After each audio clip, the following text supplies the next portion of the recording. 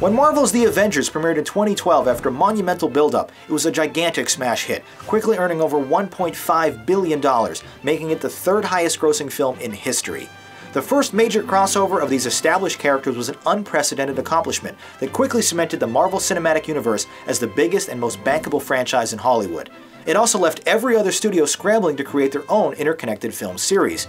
But it was director Joss Whedon that perhaps had the toughest challenge, following up this monumental achievement with an even loftier sequel.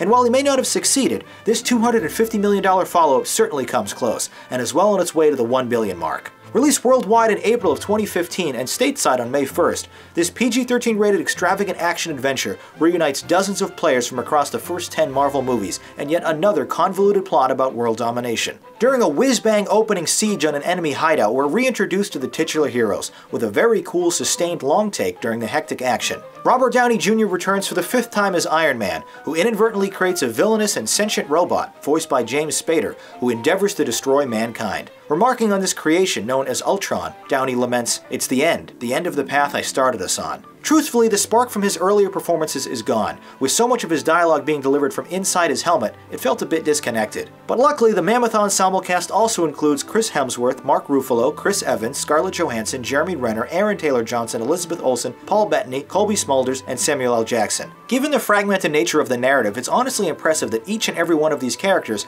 has their own individual moment to shine and a chance to evolve by the picture's end.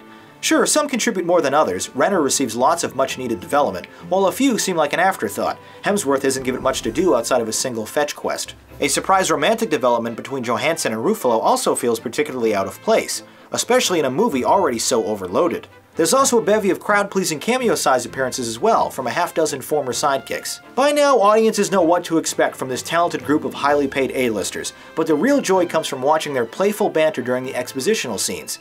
The aftermath of a party is especially enjoyable. Their chemistry makes for some undeniable laughs as they take turns attempting to lift Thor's hammer. Besides being a perfectly balanced character-building scene, it sets up an immensely effective payoff later when the mighty instrument is wielded.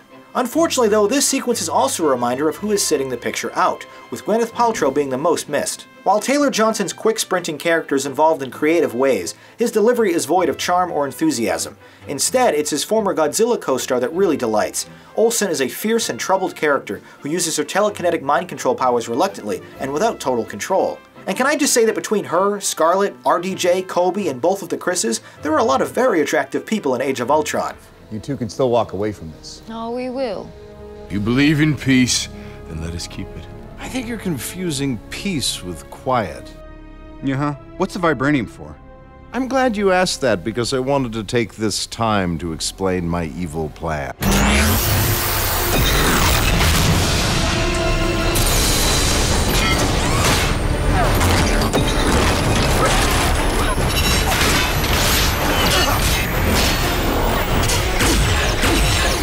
There are a few bad guys in the MCU that can live up to the scene-stealing performance of Tom Hiddleston's portrayal of Loki, but 3-time Emmy Award-winning Spader is just as good. His voice-only performance exudes so much charismatic wit it's impossible not to be entranced by the 11-foot metallic man he's portraying. Although I suspect seeing his actual likeness could have gone a long way to amplifying his extraordinary talents, which were a bit diminished without his facial cues. He explains his curious existence by stating, "Everyone creates the thing they dread." Even at 2.5 hours, Marvel's longest picture to date often feels a bit rushed. Ironically, however, it lacks the necessary urgency during the second act. There are a hefty amount of great action sequences to break up this pacing. A fantastic fight between Iron Man and Hulk is particularly enjoyable, but there's little consequence driving the actual narrative. Instead, it's the individual elements and lighthearted one-liners that really make this picture so much fun. Renner sarcastically mocking a teammate behind his back, or Evans providing a shield-assisted alley-oop to his Asgard friend make for some truly awesome moments.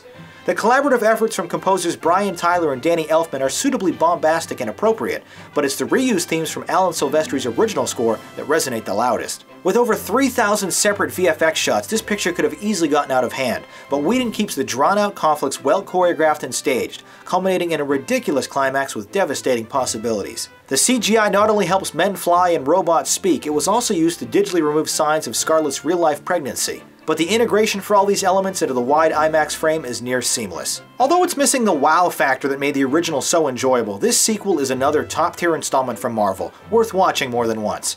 Avengers Age of Ultron is organized chaos resulting in marvelous blockbuster fun. And here's what you had to say about it.